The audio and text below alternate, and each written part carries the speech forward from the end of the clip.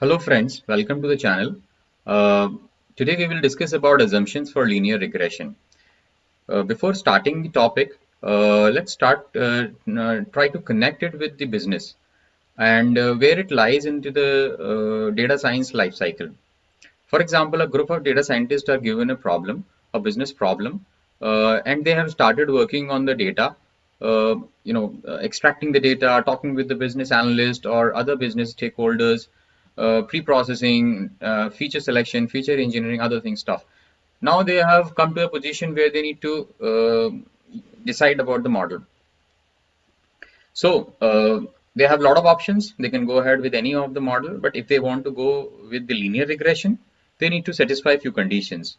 So we will discuss those conditions or preconditions in this video. Uh, Linearity, no indigeneity, no autocorrelation, no multicollinearity, normality, and homoscedasticity are the few of them. So let's discuss them. Linearity.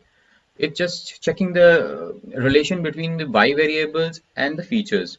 So if the relationship between the y variable and the feature is linear, then we can go ahead with the linear regression. Second graph is also showing the same behavior, but not as good as the first one. Third and fourth are not at all a linear graph, so we cannot go ahead with the linear regression. But if you do some transformation, it may convert to the linear model or linear data.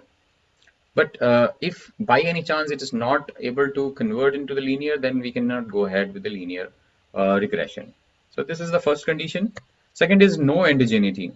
Here, the first crucial point is that we need to have all the important features included.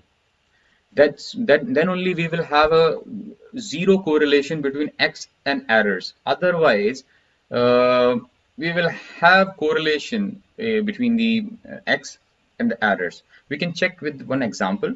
For example, we have a price prediction model. We have all the features, important features, and one important feature we have missed out, like distance from the city central. And if we see this equation, gamma is equal to beta 1 b1, beta 1 x1, beta 2 x2, and so on. So x1 is missed out. Because of that, one omitted variable bias phenomena occurred for this model. Because of this, the covariance has started coming, which is not equal to 0. So in this scenario, linear regression cannot be used. Third one is no autocorrelation. It is also called the serial correlation, normally happened in the time series data set. So the covariance of errors at time step I and time steps j should be 0. Then only we can go ahead and use the linear regression.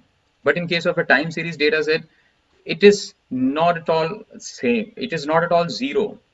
If you see this example and seasonality example, like every Monday stocks drops, or it shows some regular seasonal behavior on Mondays. Or another example is Christmas. So we have some marketing behavior which is exactly same every Christmas. So in this kind of a situations where we have a seasonality in the data, we should not use the linear regression.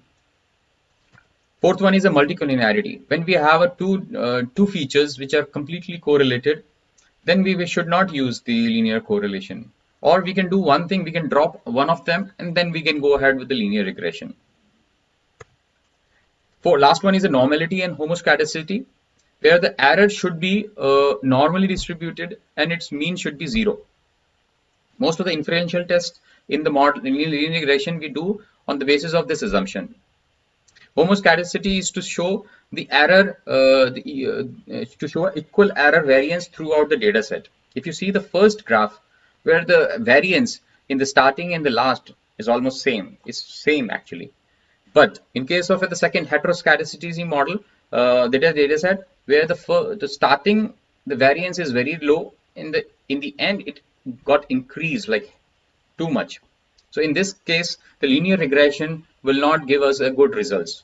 So we can remove and we can go ahead with only homoscedasticity data sets. So these are the 5 conditions. Let's go ahead with the revision first. So linearity, it should be a linear. We should check with the linearity and the no endogeneity. the covariance between x and the error should be 0. No autocorrelation. There should be the correlation between errors at time step I and time step j should be 0. In other words, there should not be any seasonality in the data. No multicollinearity. The two features should not be correlated and it should not approach to 1. And the normality and homoscedasticity, the error should be normally distributed and they should be completely same throughout their data set, the variance. So these are the all 5 things which we need to take care before going ahead and accepting as a linear regression as our main model. So if these 5 conditions are fulfilling, then we can use linear regression. Hope you have understood the deep intuition behind the linear regression, why we should go ahead and why these conditions are very important for linear regression. In the end, I will request you to like the video and subscribe the channel if you're liking the content on this channel. Thanks a lot.